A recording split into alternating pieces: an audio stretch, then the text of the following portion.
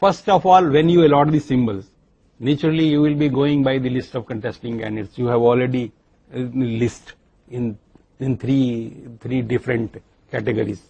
First category contains the names of the national and state party. There is no problem. You have already treated them as the candidates of a particular party on the basis of the forms A, B, etc.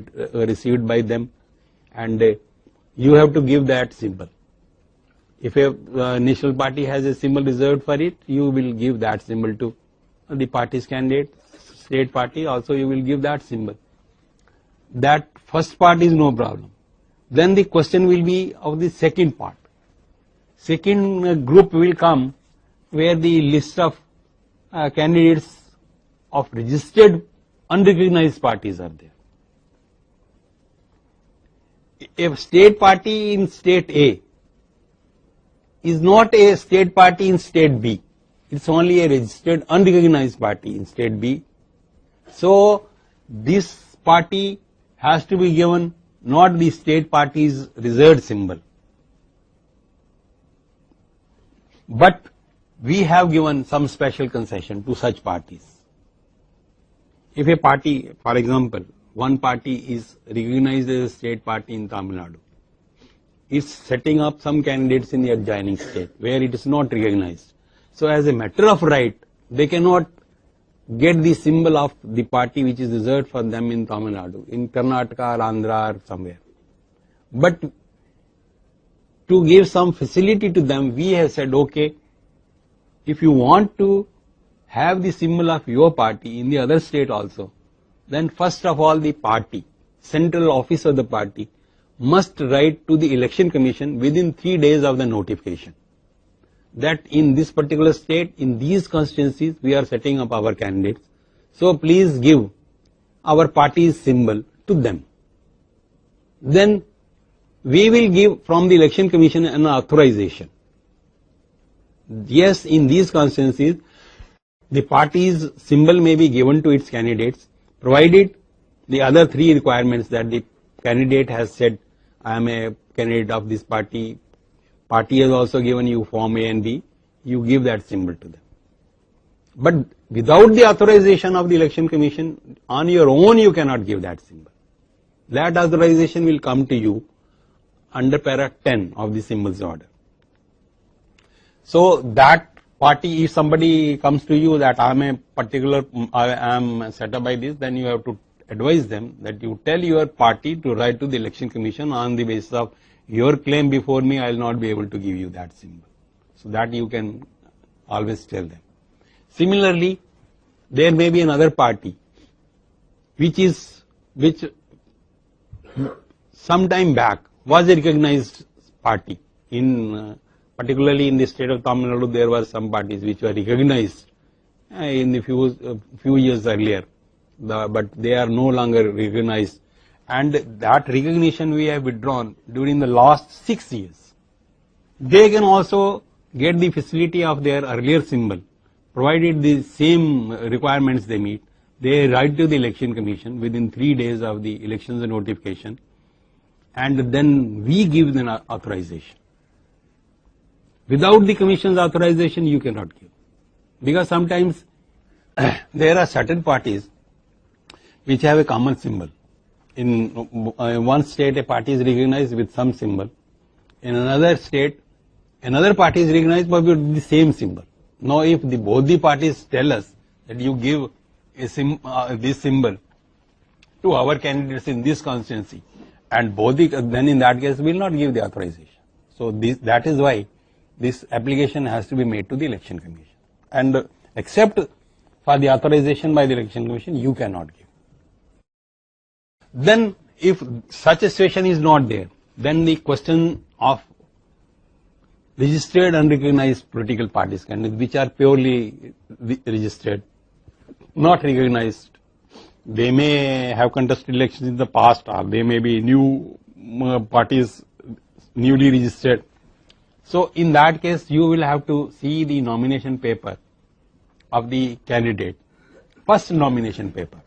Supposing he has filed 4 nomination papers, you have to see the first nomination paper.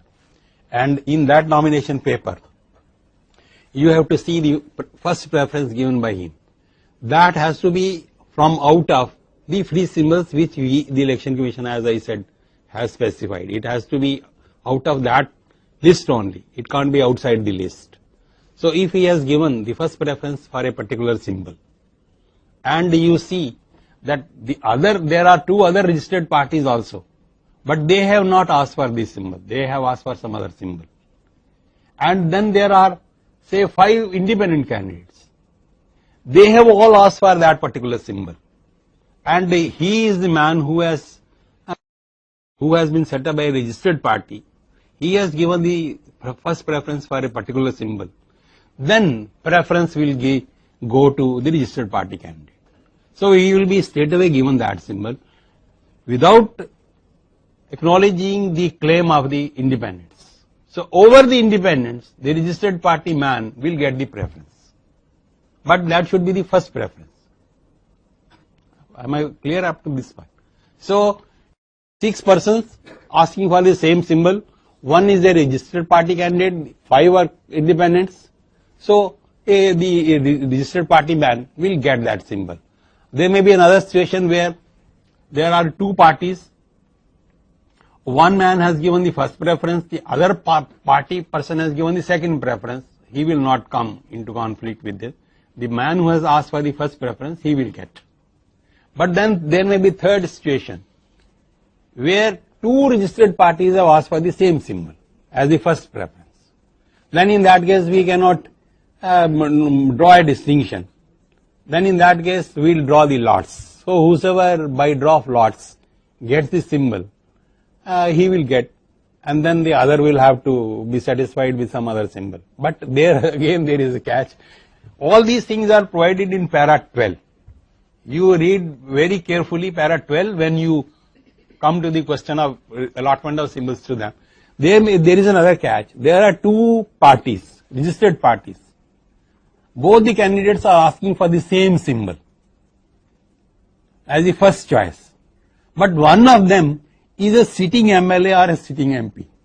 Then in that case he will get preference over the other. And in that case draw of lots will not be made. If they are both ordinary candidates, then draw of lots. If one of them is a sitting MLA or MP, then the draw of lots. Then by preference to the man who is a MLA or MP. Otherwise by this. But one thing is now, in this process, you have to first give the symbols to the registered party candidates. Then comes the question of the independents. Now independents, you see that there is one or 2 persons who have just asked for a particular symbol as their first choice. No one else independent has asked for that symbol. So you will immediately straight away give them, because they are out of 5. Supposing 2 have asked for some symbols as their first choice. They are separate symbols. So you have no problem. You will give them those symbols. But supposing one of the independent candidates has given the first preference for a particular symbol, and one of the registered party candidates who was not given the first preference because of the draw of lots, he has given the second preference for that particular candidate, for that particular symbol. Now it's a question of whether the first preference of the independent should be given precedence or the second preference of the registered candidate, registered party candidate. No, we will not give him precedence. The independent will get, because first preference of the first man will get precedence. So the second preference of the registered man will not be equated with the first preference of the independent man. Am I clear on this? Because there is small catch here. A second preference of a person can't be equated with this first preference of another candidate, whether he is a independent or whether he is a registered party. So we have to go by the first preference. So that way we have to give the symbols. Again also independents also, there may be a situation where 2 or more independents may be asking for the same symbol. Again then draw of lots. But again there is another catch. If one of those independent candidates, one of those independents is a sitting MLA or MP, but then there is a second addition also. He is a sitting MLA or MP. But last election also he contested on this very symbol. Then only you will give him that symbol without draw of lots. If there are two candidates, independents, one is sitting MLA, one is a non-sitting MLA, they are all asking for a symbol, for the same symbol. But the sitting MLA had contested the earlier election on some other symbol. So he will not get the preference. He will also be one of the persons participating in the lot. But if he contested the last election on that very symbol, then only he will get the preference. So this way you have to allot the symbols, but then the situation may arise. Ultimately, supposing registered party, first preference he does not get because of the draw of lots. Second preference he does not get because some independent candidate has asked for that particular symbol as the first choice, or some other registered party man has asked for the symbol as the first choice. He has not got the second preference. Then third preference also, unfortunately, he does not get in this process, because somebody may have asked for the first preference for that symbol, which is his third preference. He can't be equated with that one. So he has given three preferences. He is not now left with any other preference on the nomination paper. The question arises, what will happen? So in that case, you have, after you have completed the entire process, then you are left with certain other symbols which are still available, which you have not allotted to others. Then in that case you can say, now please come, you choose any symbol of your choice, I will try to accommodate your choice from the leftover. So similarly, if an independent also has not been able to get any of the three symbols of his choice, he also is in same dilemma, then also you just try to accommodate. But if he is not there, then you cannot say, no, better you give him a chance. But if he, even after giving a chance, he does not turn up, then you are not just say helpless. You give a symbol of your choice from out of the available symbols, which are still available with you for allotment. You give any symbol, then later on he can't say, I don't like this symbol, then we will not accept that request from him.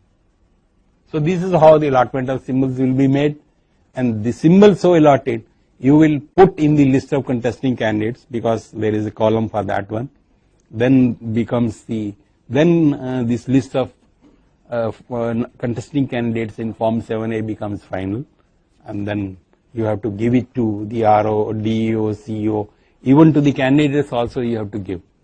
To each of the candidates you must give a list of contesting candidates, because they must know where their name stands, what symbol they have, and as I told you, you give them the drawing so that tomorrow there may not be any dispute that you gave me this symbol but the design is different.